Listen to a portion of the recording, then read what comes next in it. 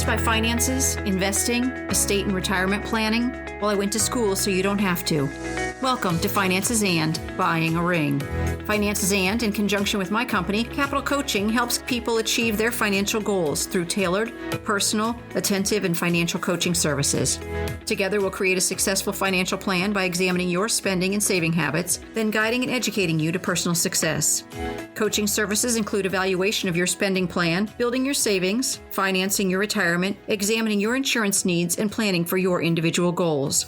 Please contact me at capitalcoaching.net to make an appointment for a free consultation. I was going to call this episode Engagement Rings, but I started thinking rings are not limited to getting a mate, so being educated on how to choose a stone should be more universal. The most basic stone considerations include cut, clarity, color, and carat. So what do they mean, and how do lab-created stones compare to real stones? A bit of history on diamonds. Its name comes from the Greek word meaning unconquerable.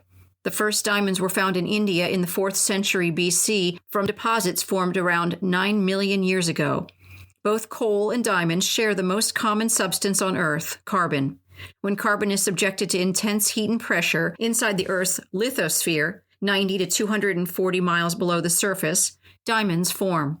Today, less than 20% of diamonds mined are of gem quality. It takes 250 tons of ore to produce a 1-carat gem quality stone. What are you looking for to find quality?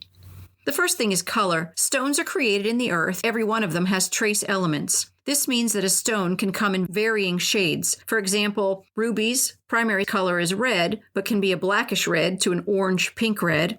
Emeralds, typically green, can be blue-green to a yellowish green. And diamonds come in a huge variety of colors to include every color of the rainbow, as well as gray, brown, black, and white. Colorless diamonds are the most common, but they are not the only choice. The Gemological Institute of America, or GIA, developed a code for labeling colors. This system includes a 5-person jury that evaluates every diamond to evaluate and agree on the grade of stone. Colors will range from the letter D to Z, measuring the degree of yellow, brown, or gray in the stone. D through F are rated as colorless stones. D is absolutely colorless, and E is colorless. F is colorless, with only gemologists being able to detect the color. The prices of these gems are near identical. Near colorless are rated G through J. G is very popular for its price because it has the least amount of color in this class and is a bargain compared to colorless stones. K through M are faintly colored and have a slightly yellowish hue, and the popularity is growing due to hardness, durability, and unique subtle coloring of these stones. There are colored stones as well, and they have their own color scale in the GIA scale. The shape of the stone can hide color if that's what you'd like. Round, brilliant cuts can minimize color in a stone. The next is cut. This is one of the most important choices when choosing a stone. As I said, cut can emphasize or hide color in a stone. A diamond cutter balances the proportion, symmetry, and polish of the stone because the better it has been cut, the greater the diamond's ability to reflect and refract light. Basically, it shines. When cut correctly, the light exits the back through the top of the stone. It's recommended that you stick to excellent or ideal cuts because it reflects light so well on your hand. Reflection includes brilliance, dispersion, and scintillation. Brilliance refers to its ability to reflect and radiate white light back from the facets at the bottom and back out the top to be seen. Dispersion is how the diamond takes in white light and refracts it off the back. This creates a fiery color in the stone. Scintillation is the sparkle created from the interplay of the white light and the multicolored light.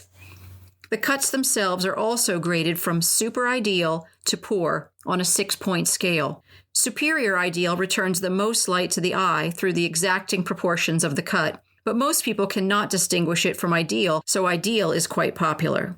A diamond that is not as clear in color can fully benefit from an emerald, oval, or pear cut to showcase its underlying color. The third of the 4 C's is clarity, and that refers to how rare the stone is and how pure they are. The microscopic characteristics of the stone are mapped and rated on a scale from flawless to included. Flawless, internally flawless, very, very slightly included, very slightly included, and slightly included, and included are the ratings. Inclusions are when small crystals get stuck inside the stone when formed. These could appear as a cloud, tiny pinpoints, or graining of white or colored light, cavity minerals contained inside the stone, or feather, a tiny fracture inside the stone. Finally, the fourth C, carat, refers to the weight of the gemstone, not the visual size of it. The cut of a round 1 carat measures about 6.5 millimeters, while the same 1 carat sapphire cut will be about 6 millimeters. If you're including more than one stone in your ring, you'll look for its TCW, or total carat weight, when you're looking at the rings. Earrings that come in a pair will state a TCW weight that includes both the earrings in the set. The name carat comes from a carob seed that used to be used to weigh the stones. Carat is one of the biggest factors in determining price, since buying a ring with many stones and lower weights can be less expensive than one larger weight stone. The smaller the stone, you should consider pairing it with pave, halo, or side stones. Of course, getting a certificate from the GIA will guarantee a diamond's quality and protect your investment, because there are no good deals in diamonds. There are fair deals based on all 4 of the 4 C's. If you want to compromise on a diamond, consider the carat weight versus the quality of the stone. Stones of equal G color, good round cut, and a VSI clarity in 1 carat will cost $5,450, or in a half carat, $1,170. So the carat weight does not go up proportionally along with the price. Doing research, it seems that there's no reason to pay for more than a D color or for more than a flawless when an SI1 appears flawless to the naked eye as well. You're going to want to consider where you're buying your ring from. If you're buying a loose stone and designing the setting with an online vendor, you'll pay 30 to 40 and sometimes 50% less than a brick and mortar store. This is because of the overhead costs of actually owning that store. You could buy a stunning stone for $3,000 to $5,000. James Allen and Blue Nile are 2 online, highly reputable diamond sellers. Another option right now, and it's very popular, is to get lab-created diamonds. They've been called synthetic, artificial, cultivated, or cultured diamonds. They are man-made and mirror natural diamonds.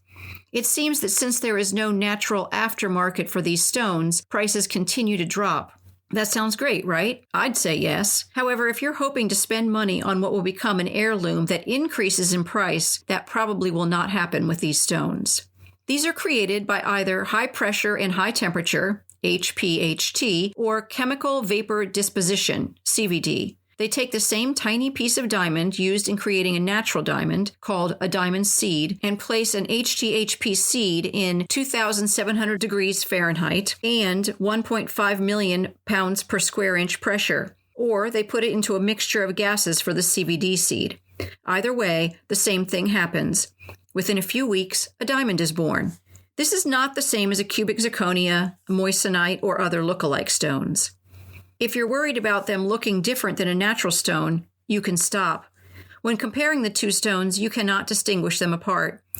However, natural diamonds have a resale value, and the lab-grown ones do not. In fact, if you're considering a lab-grown stone, you may want to start on eBay because you're going to be buying something that will probably decline in value. Another consideration is that these are free from environmental concerns and humanitarian issues like real diamonds have. Lab-created diamonds are equally as hard as natural diamonds and are also based on the 4 C's when you're making your size choice, your cut, clarity, carat, and color. The cost comes down because of how long it takes to create them. Thanks for listening to Finances and Buying a Ring. I know you chose to listen, and I'm grateful. If you enjoyed this episode, please follow or subscribe for free in your podcast provider, and then share your favorite episode with a friend. I'd love you to leave a review because it brings financial education to others and helps people find me more easily. Also, be sure and let me know what questions you'd like answered or any topics that you'd like covered by going to the website at financesand.net and leaving a message. You can also contact Capital Coaching for your personal financial needs at capitalcoaching.net. Finances and does not provide tax or legal advice, and nothing in this podcast is to be construed as such. Always consult a tax, accounting, or legal professional for advice on your specific situation. Remember, I went to school, so you don't have to.